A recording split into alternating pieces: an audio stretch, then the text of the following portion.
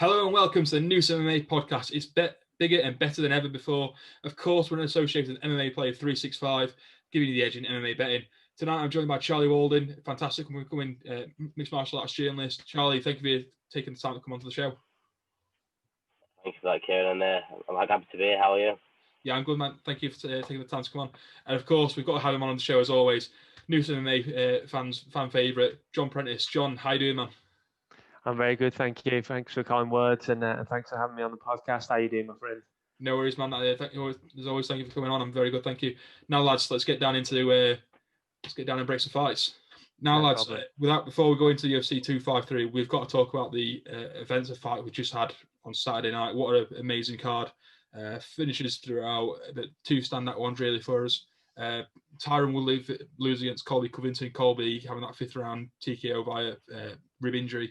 I mean, what did you last think of that fight? I mean, what's next to Colby? He was quite outspoken about who wanted next after the fight, but who do you think he should be getting? I thought the fight went exactly how I thought it was. Looking at Tyron Woodley's last two performances against Burns, and Woodley's got a similar style to Usman. He probably won't admit that, but he has got a similar style. For Colby next, I would like to see Edwards, but I don't think he takes a fight. I think he waits a hat and a half the winner of Gilbert Burns and Usman, because Leo was not fought for a year, so I think Colby jumps ahead of Edwards now.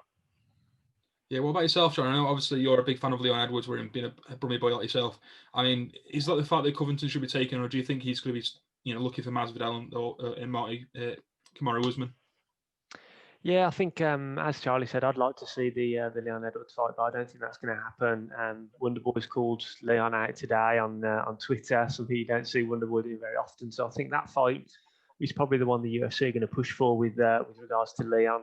But yeah, I think Colby, they're the two fights he's going to go for. He's either going to want the winner of Usman versus Burns, or he's going to want that grudge match against Masvidal. I mean, that's got a big backstory. That's a big money fight. People are definitely going to pay to see that fight. I mean, Masvidal's riding the crest of the wave at the moment. He's got a good fan base. Kind of people are jumping. I don't want to call it jumping on the hype because he's been around for years and years. So I don't really think it's hype anymore. But just the phenomenal couple of years that he's had prior to that loss against Usman, and obviously with their backstory being pretty much best friends, and then now there's all this animosity between them. I think that's a fantastic fight next. We don't know what's going to happen with Usman Burns, whether there's going to be injuries in that fight, whether people are going to have to take some time off, whether it's going to be a war.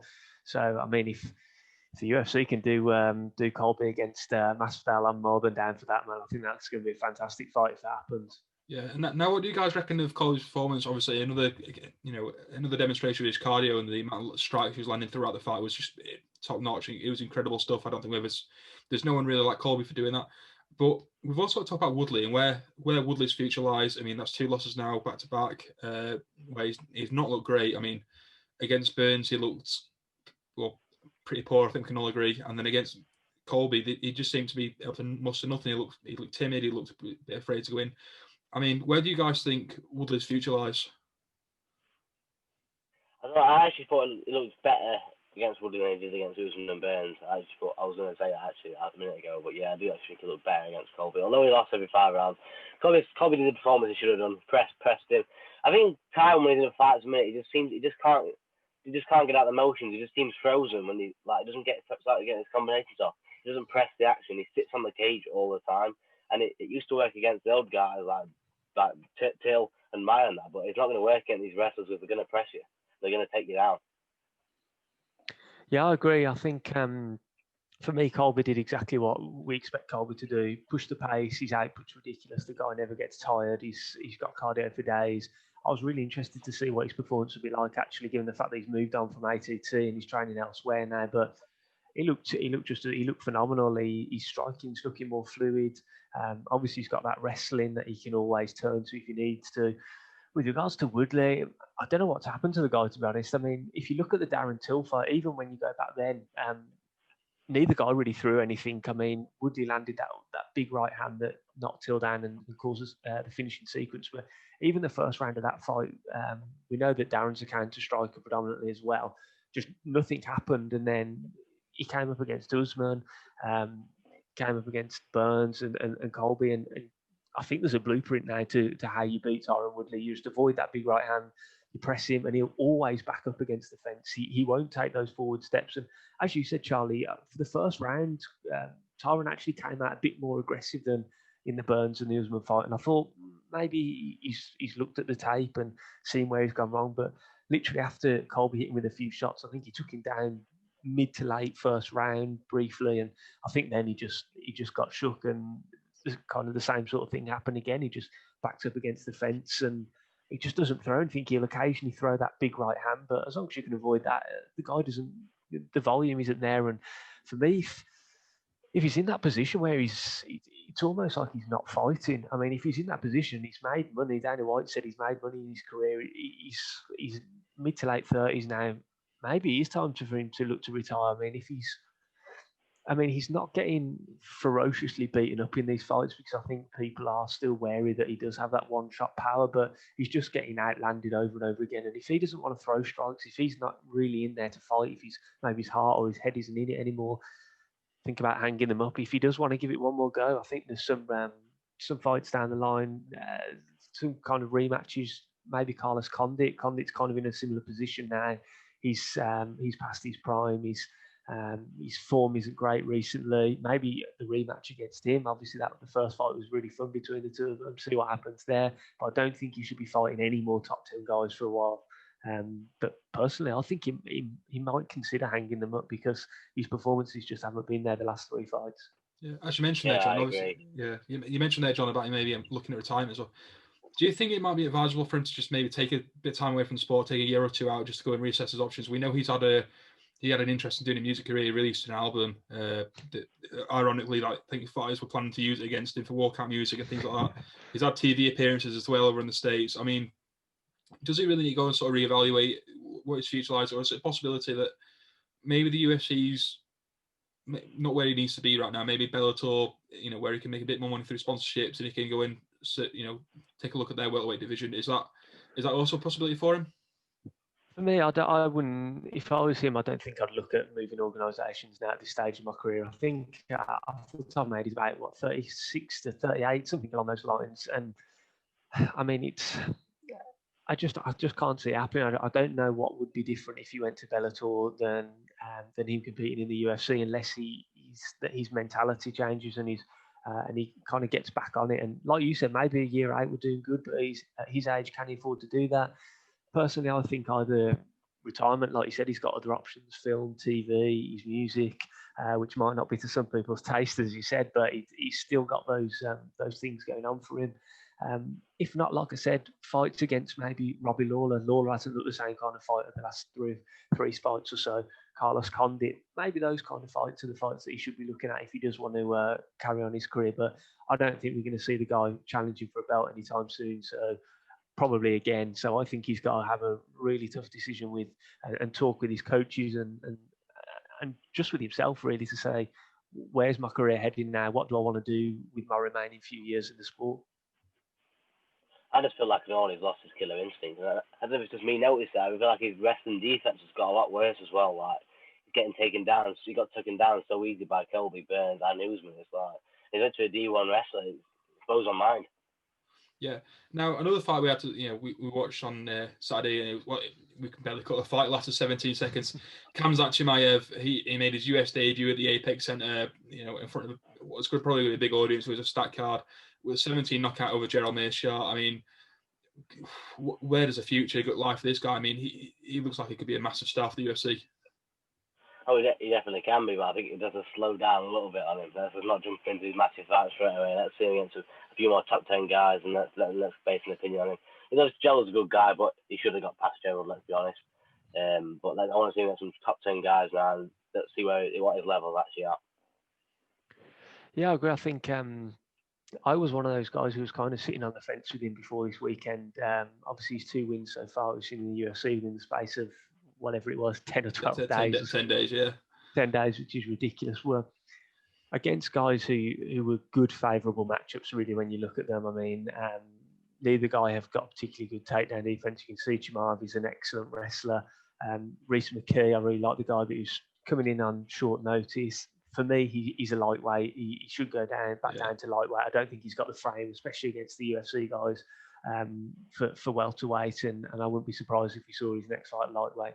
So I was kind of on the fence. I was like, let's see what he does against the guy who's been around. He's fought some tough guys. He's very good on the ground. So obviously Chimaev will be kind of going into his world if he takes him down. And I think we saw what we see classically with wrestlers and people that wrestlers face, that they get that thing in their head where they're like, I'm so terrified of their wrestling, they kind of forget all the other fundamentals.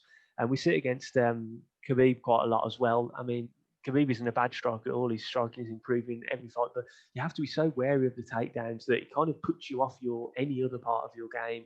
Your striking, and I think we kind of saw that with Gerald Meerschaert. I think he just kind of like, he looked like he was lost in the lights. He was waiting for Chimaev to shoot for the takedown, and he just kind of left himself completely exposed.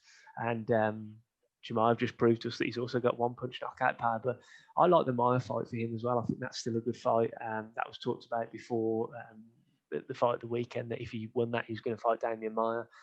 I think that's a good fight because obviously if he does take him down, we all know he's ridiculously good on the ground. So that's going to be a really interesting matchup to see whether the ground and pound of Chimaev against the jiu-jitsu of Damian Maia. But then also Damian Maia, although he's not a good striker himself, he does rely on his jab and working his way in to get the takedowns, to take it to the mat.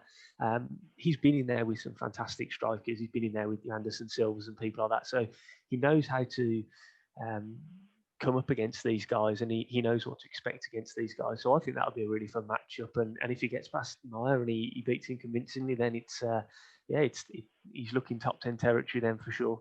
Yeah, you mentioned there, John, sort of the mental aspect of the fighting, about how having such a good wrestling offense can obviously throw your opponents off. They've always got to think about the wrestling and worry about taking down. Do you think that happened with Meerschaert a little bit? Because in the build of the fight, we saw them having a bit of back and forth. Meerschaert saying that if I double leg you, I get a wrestling trophy, but if you submit me, you can take my Brazilian Jiu-Jitsu black belt. But do you think that also went out the door as soon as that cage door closed behind Chimaev? Because, I mean, Meerschaert, it looked like a deer in headlights. Yeah, I think so. Yeah, I mean, if you look at the two fights Chimaev has competed in so far in the UFC, he's literally, as soon as that first bell goes for the start of the first round, he's come out, thrown a kick, and then shot for the takedown pretty much straight away. So Gerald's obviously going to have looked at that, going to have seen that he wants to get the fight to the mat as soon as possible. And then when Chimaev didn't shoot for the takedown straight away, I think he was just constantly just waiting for that. He's like, well, when's he going to shoot? I've got to be on my toes and prepared to sprawl and defend this takedown. And his hands drops. That's the natural instinct when you fight a wrestler. I mean, people who've even trained at a very basic level but have come up against good wrestlers, your hands naturally drop. They just come down to sprawl, to push their head down and to basically avoid getting taken down at all costs. And we saw that with Gerald. His hands were down. He just left his chin exposed. And like you say, he looked like a deer in the headlights waiting for that shot. And it wasn't the shot he was expecting. It was the big right hand over the top instead. They put him out cold. So, it's going to be interesting to see where he goes from there. Yeah, Charlie, John mentioned about looking forward to the Damian Maia fight. We obviously the story came out that the UFC wanted to double book Chimaev, booking against Meerschaert if he won that fight, giving Maia. I mean, other than Maia, who do you really want to see him against? I mean, have you got a list of guys that you really want to see? You mentioned, you want to see him against top 10 guys, but out of the top 10 guys, who does he need to beat really to prove to you that he's a future champion? Personally, I'd like to be against Chiesa, a good wrestler, good striker, solid all-round game. I think he could really handle Chimaev's wrestling. He would force a strike with Chimaev. I think that'd be a great matchup. I think, no disrespect to Maia, I think Chimaev would probably knock Maia out in the first round. It'd be something similar to Gerald. I don't think he'd take Maia down. I think it'd be a bit stupid to take Maia down, really. I think Maia would probably submit him. I think he'll probably finish him in the first. But yeah, Chiesa, or I actually like him against Edwards as well, because Edwards is pretty good at wrestling defense as well, and elbows out of the clinch. So yeah, Edwards or Chiesa for me. Yeah, I mean, I think sorry to interrupt there, Kieran. I think Neil Magny would be quite an interesting fight as well. Neil Magny's wrestling's improved quite a lot. He's a big long guy for welterweight. He's very awkward. He's very well rounded as well. I think that would be quite an interesting matchup if you wanted to really see what Chimaev's levels currently are. Yeah, I think guys, you've got some really good thoughts there on whose opponents will be. If you listen to the podcast, drop a comment in the comment section below. Who do you want to see Chimaev against next, and how long do you think it'll take him to get to his first title shot? But now, lads, I think we've got to talk about one of the major events that happened: the video replay incident on the card. Chris Tognoli again, he seems to be making another mistake after a mistake the week before of going to. Pausing the fight and not stopping it after a legal knee. I mean, for these video replays, do we need to be encouraging referees to go to them more? John, can you give us your take on it? Yeah, so interestingly, the UFC, we're having this discussion today actually amongst ourselves with Adam, and we're saying that the UFC actively kind of broadcasts the fact that in the Nevada State Athletic Commission, they have video replays for fight ending sequences. But interestingly, when we were talking about it, Adam directed us to a tweet that he had on Saturday from Cage Warriors commentator Brad Wharton, who was saying that if you actually look in the rules, that this isn't the case, and the referee can actually stop a fight basically at any time to look at video replays to kind of get like a further view and make a decision on what happened. So it's kind of confusion because I was not aware of that. I would just go by what we see on the broadcast of, if it's a fight ending sequence, the referee can use the video replay, but that's it, kind of the fight's over. Then whatever happens from there, a decision's made. Either it goes to the scorecards if they realise that they've made a mistake and the fight shouldn't have been stopped, or it's a legitimate stoppage, etc. But it's a tough one because so many different commissions over in America as well who have different rules. I think that first and foremost needs to be cleared up. They need to kind of get a concrete, solid blanket rule for everyone. We're either going to use video replays just for fight ending sequences. We're going to use video replays, and if it's deemed that the fight can continue, as we saw at the weekend, the fight will continue. You see it in so many sports nowadays, the use of VAR and football and Hawkeye and tennis and cricket and everything like that. I mean, for our American friends, the NFL, I know they use a lot of replays now. They go to the replay center in New York to check on things, touchdowns, and whether players were down before reaching a certain yardage, etc. So, I mean, UFC is becoming a more and more mainstream sport. They've got to really sort out their rules and make sure that things like this don't happen again, because it just causes confusion, because people are saying that it's a mistake by the referee, which initially it looks like, and then people are digging up the rules and saying, well, actually the rules state this, which isn't what the UFC is broadcasting. So it's kind of confusing, but it is difficult. I'd like to see referees just be able to use the monitor and carry on the fight afterwards. I don't see, unless it's something really outrageous like a stoppage where then it wasn't a legitimate stoppage and your opponent's all of a sudden got like 5 minutes to rest and recuperate, etc. It's kind of difficult, but yeah, they do need to kind of clear up the rules first as to how they want to proceed with regards to video replays. Yeah, Charlie, I mean, what's your take on that? I mean, John mentioned there about, being sort of, we've seen in football over here that referees now, or soccer to American friends, that referees are now being encouraged to go to video, to the pitch side monitor when there's been a possible foul or possible penalty. Do we need to see that on the UFC, where maybe we just have someone sat on cage side when there's an eye poke or maybe an illegal blow, that there's a monitor just there from the other side of the cage, they can go and check. We saw the other incident that Adam sort of mentioned when we were talking about this in the group chat was the body kick. There wasn't a body kick. The referee paused that fight thinking it was an illegal shot. Turns out it wasn't a perfectly legal blow, but it gave the full 5 minutes to recover, even though it wasn't an illegal shot. I mean, do we need to have sort of a monitor for referees cage side? I'm not sure on that. They've obviously got video replays. I think I'm not a very big one to criticise referees. I know it's tough when you're in there trying to decide what's going on and how quick the action's going, so it can be hard to make decisions in that split second.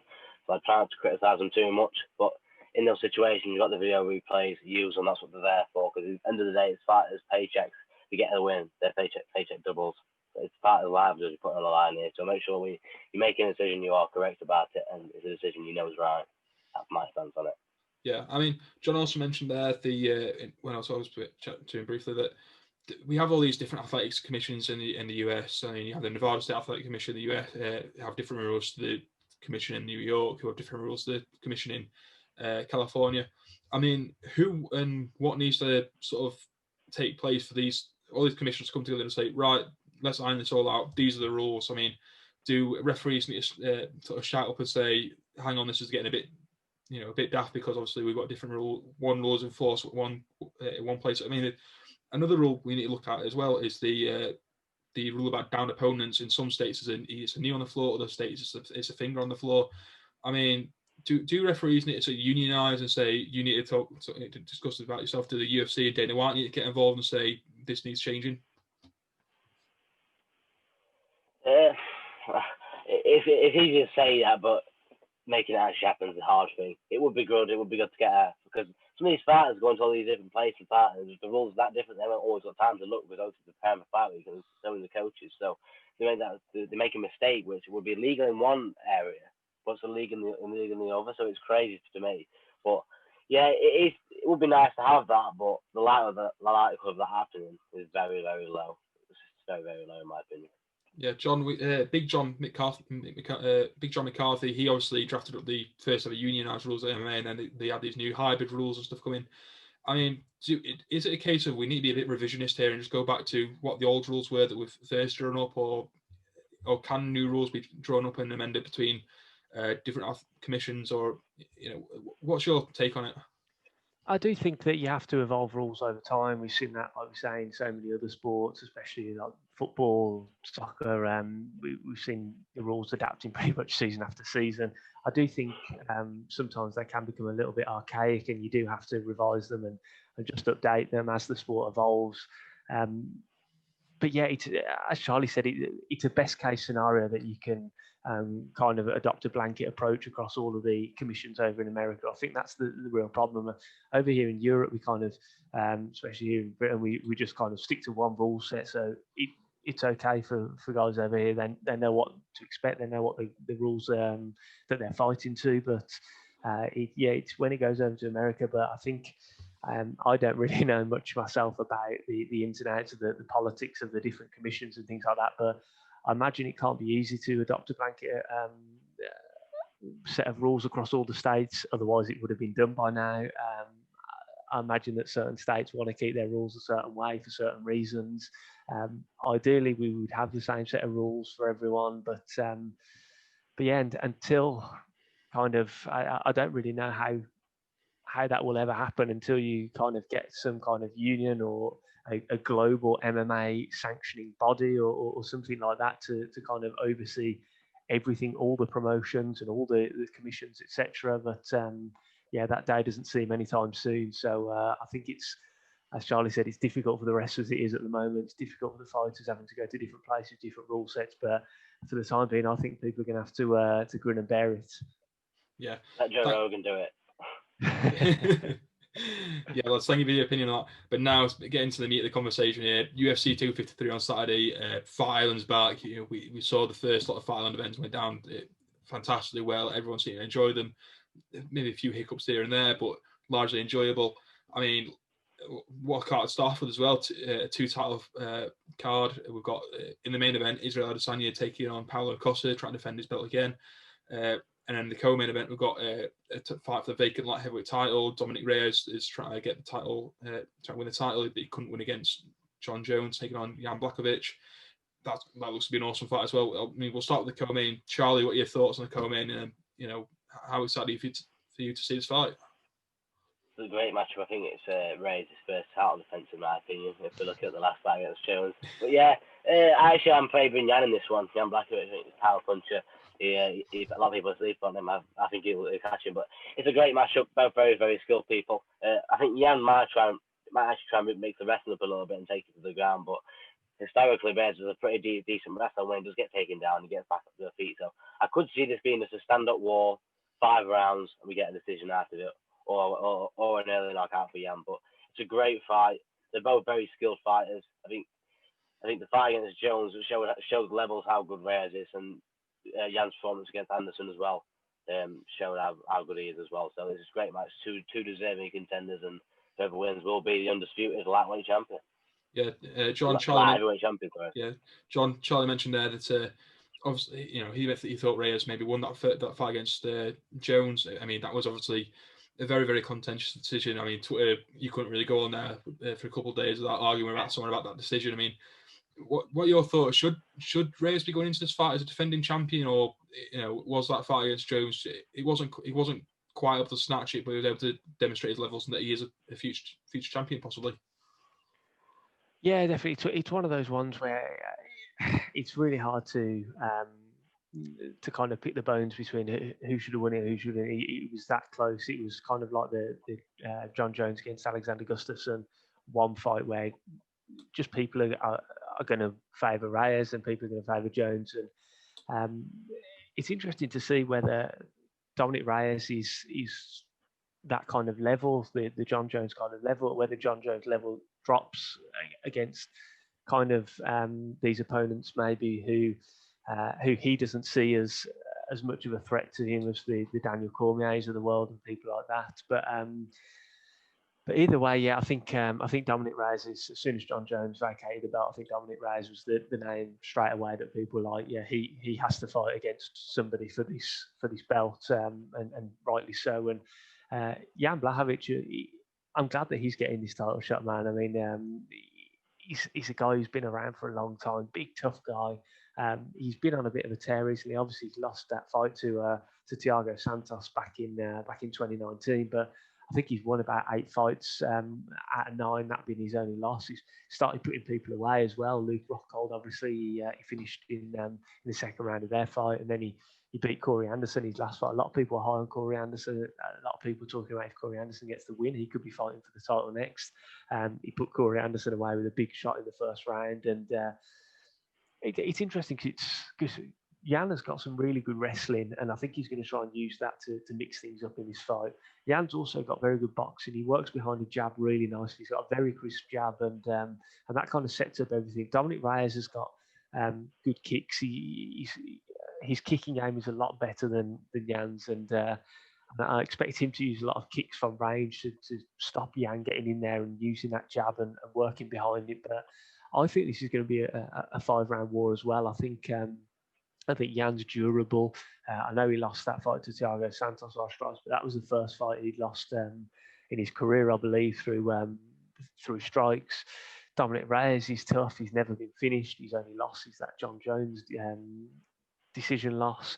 So both these guys have got durability, hard to finish, hard to put away. Will Reyes take Jan down and submit him? I don't think so. We saw Jan be able to survive against Jacare, who's a decorated grappler. I think this is going to be a 5-round war, and I think Jan's going to come out with the belt as well. I see a lot of people basically saying that this is pretty much a walkover win for Dominic Reyes and kind of ruling Jan out. But I'm going with Jan Blachowicz to win this fight, and I think he's going to take it by decision. Yeah, it's interesting there you mentioned that you've also both mentioned there that you think this could go to decision. I mean, looking at these guys' records, a decision doesn't look likely. I mean, just looking at the face of it, Reyes, 7 KO wins, 2 submission wins. Blachowicz has got 16 finishes out of 26 wins. I mean, is this a fight where sort of the finishing power from each man sort of nullifies the other? They're going to maybe a bit timid of getting stuck into each other, or is it going to be a case of they just can't find that finishing blow because the two very high level opponents taking on one another? I think it's a case yeah, I think it's a case of those wins, those knockout wins have maybe come against opponents not quite at their level. I mean, you look at Dominic Reyes, yes, he's got a lot of finishes on his record, but when he's fought against really tough guys, John Jones, Volkan Ozdemir, Vincent Prue, these guys who were like the top end of the division guys, they've all gone to decision.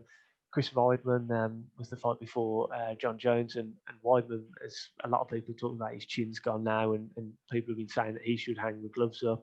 So I don't really think you can read too much into that. And then you're looking, the only other real notable finish for me on Dominic Reyes' record is that Jared Cannonier fight, which Jared's obviously now gone down and dropped down to middleweight. But yeah, when you look outside of that, it's Jeremy Kimball, Joachim Christensen, and then it's guys in kind of the regional promotion. So I don't think you can take too much from sometimes just looking straight away at the record and say, oh, this guy's got 7 knockout victories. I think when you get to the top end of the division, A, like you said, people are more cautious. B, they've just got a better chin on them. That's why they're at the top end of the division, because they don't get finished easily.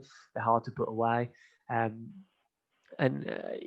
Arguably, Jan has got more finishing ability than Dominic, in my opinion. He put away Cora in his last fight.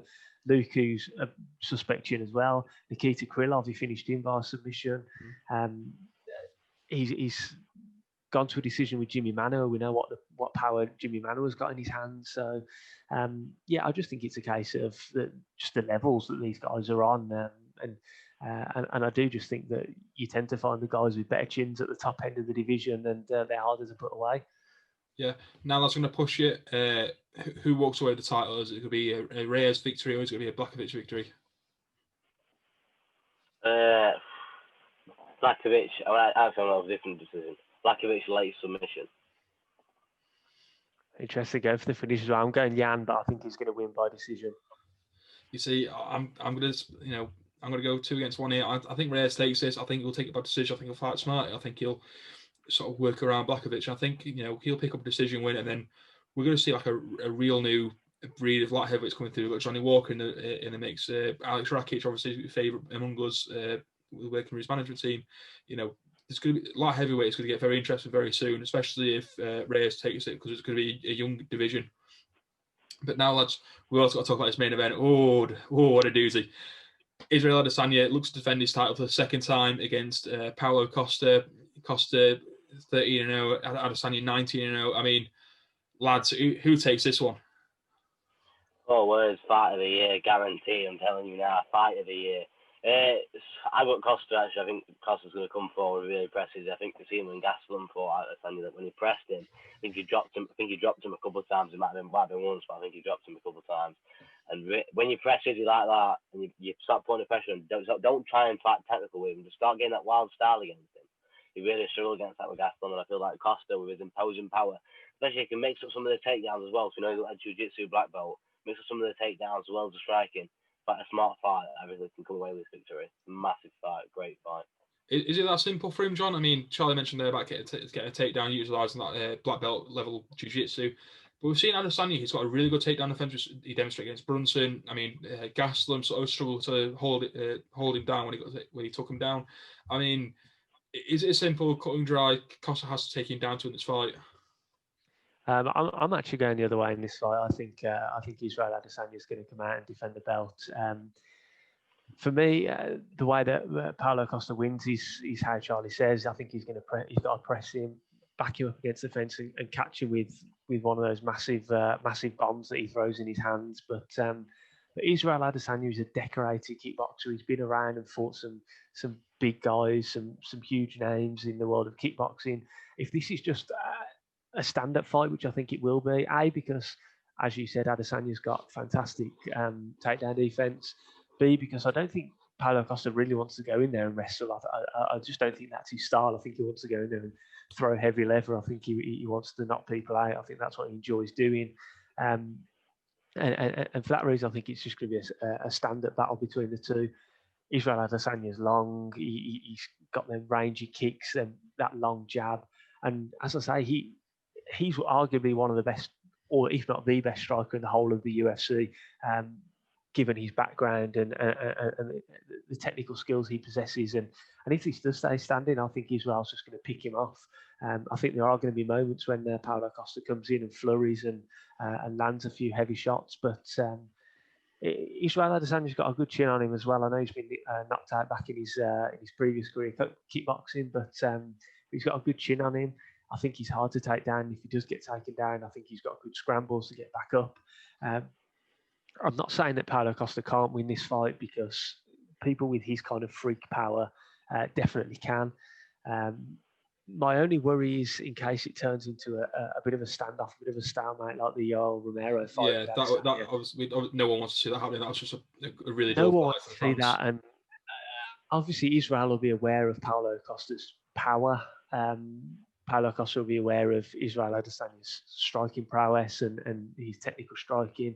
But But I don't think Paulo Costa's the kind of guy to hang around on the outside like Yoel Romero did and kind of not really throw anything. I think Paulo Costa, if the first round's a bit of a stalemate and nothing really happens, I think Paulo Costa will get back in his corner and think, what am I doing here? I'm going to go and press this guy. So I don't really have any worries about that happening in this fight. But yeah, for me, I think Israel Adesanya with his technical striking, I think he's going to piece Paulo Costa up. I think he's either going to finish him in the championship rounds or he'll take it on a decision. Steve, for me, I was talking to a university friend about myself, Tom Skilcorn, is MMA journalist as well, and we were sort of mentioning that Costa has to really finish this early if he wants to win this fight, and he has to make it ugly and dirty really quickly, essentially get in the clinch and make it ugly. But even then, I don't think Costa has the edge. I think we saw Adesanya up close. He's still very, very deadly. I mean, he knocked out Whittaker coming out of the clinch. His clinch game's pretty good from his kickboxing days as well. For me, I think he points this to a decision, or he gets a hard strike and it sort of like finishes the fight.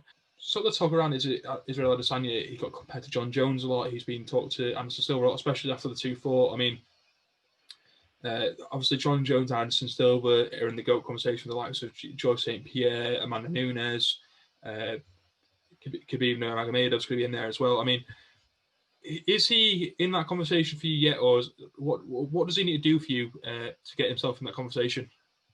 Right, Khabib is definitely in there, by the way, but yeah, definitely not yet. I think about 6 or 7 fights time to defend his belts against some contenders. It's almost not enough now to go. You got to really go up and do it again. That division as well, kind of really sort of set that precedent now. You've got to go up as well. So yeah, I think there's some very favourable matches for him actually at 205, especially now John Jones has left. I don't really favour him that Jones fighting first. I think Jones is a bit too big for him and a bit too technical as well. And he can probably hang raised on the feet as well, honestly. So yeah, 6 to 7 fights. I think it's a bit early yet to put him in any of them conversations. But yeah, 6 to 7 fights to turn his belt. Maybe go up and do the similar sort of thing, and definitely be in there. He's got the potential. He's got the skill. He's got everything he needs to do. But he needs to stay active like he is now. Keep fighting, and I'm sure he'll be there in no time. Yeah, I mean, John mentioned there, obviously, Charlie thinks he needs to have 6 or 7 more fights, maybe move up a division. I mean, is 205 a possibility for Adesanya? I mean, you look at middleweight rather, and you look at the guys who are in there. He said about wanting to be very public about wanting to fight Till down the line. You've got Hermansson in the line. Cannonier seems to be the guy that's sort of waiting in the wings for a title shot. He probably deserves one. He probably gets the winner of this fight, to be honest. I mean, is going up to 205. Talk of him going to 205 a bit soon. Yeah, I think so. Yeah, I mean, there are still guys at the middleweight level that he should be fighting, that he should be defending his belt against, like you say, Cannonier, Jack Hermansson, Darren Till if he gets there. I can't imagine Robert Whittaker's too far away from a rematch. If he wins, because obviously he won that fight against Darren Till. And maybe if he wins his next fight, they set up that rematch. Whittaker was obviously champion for quite some time. And then, yeah, as Charlie said, with regards to the GOAT conversation, the names that we mentioned, Anderson Silva, John Jones, GSP, Khabib, Amanda Nunes, they just beat everyone that the UFC deemed title challenger worthy. They beat all of them. They beat them convincingly. They clear out the divisions. They go up. They do it at the next weight class in some instances. So for Israel Adesanya, I don't think he's in that conversation, or I don't think he's really anywhere near that conversation just yet. But if he clears out this middleweight division, he goes up to 205, he beats some people up there, he wins the belt, and then it's hard to argue with him being in that greatest of all time conversation, and with his kickboxing career as well. I think he's one of the greatest combat sports athletes of all time if he goes on to do that. But yeah, it's a big if. I mean, he's got some tough challenges in his way before we even get to that consideration. Yeah, no. I mean, Israel Adesanya versus Paulo Costa headlines the first event on UFC Fight Island, UFC 253. I mean, looking down the card, some other interesting fights in there. Brandon Royval makes an appearance. He was on one of the Apex cards, and he got he got the bonus, sort of a life change bonus. He meant he could go and train full time after he had that sort of emotional interview after the Tim Elliott fight. I mean, fan favorite Diego Sanchez is on the card. No word yet if his weird coach is going to be taking the flight out with him, or is just doing this what did you call it? I can't remember what it's called. Self-awareness class. I mean, if we don't know if we could teach those instead, but I mean, who are you excited? Other than the co-main and the main card, main fight rather, who are you excited to see? I was actually going to bring up Brandon Roy, but I'm a massive fan of him. Seen his last fight against Tim Elliott, his debut fight. First time I've seen him. Really, really impressed. Looked really good on the feet. Tim Elliott took him down. He was sort of giving the takedowns away as well. He wanted to grapple edge, which I thought was pretty cool. And they ended up getting him the submission. I think it was round 3. The last round he caught him in. Obviously, it was gutted because he thought he ended up. He got the bonus. Super happy for him. A very talented young man as well. And he's very definitely, for me, a dark horse in this flyweight division as well. I love his style. Kai France is very legit. Very legit. He's been a top contender in this flyweight division for a few years now. And it'll be interesting to see where the levels are at. So, yeah, we'll see where his levels are at on Saturday. Yeah, for me, there's 3 fights on this card that I'm really looking forward to outside of the main and co-main event. First one, as you mentioned, Kai France against Brandon Royval. Royval has kind of exploded onto the scene at flyweight in the UFC. Really happy for him. Kai France, teammate of Israel Adesanya. He's dangerous. He's got power in his hands for the flyweight. He's aggressive, so that's going to be an action-packed fight. Brad Riddell against Alex de Silva as well. Brad Riddell again. I think he's the one of the coaches out of the team with Israel Adesanya. He's really fun to watch. Yeah, he's really fun to watch. He's, as you'd expect, his stand-up is exceptional. He's aggressive. If you saw his last fight, you'll be looking forward to this next fight. And the other one is the opener of the main card, Hakeem Dawodu against Zubaira Tukhugov. I think that's going to be a really interesting fight.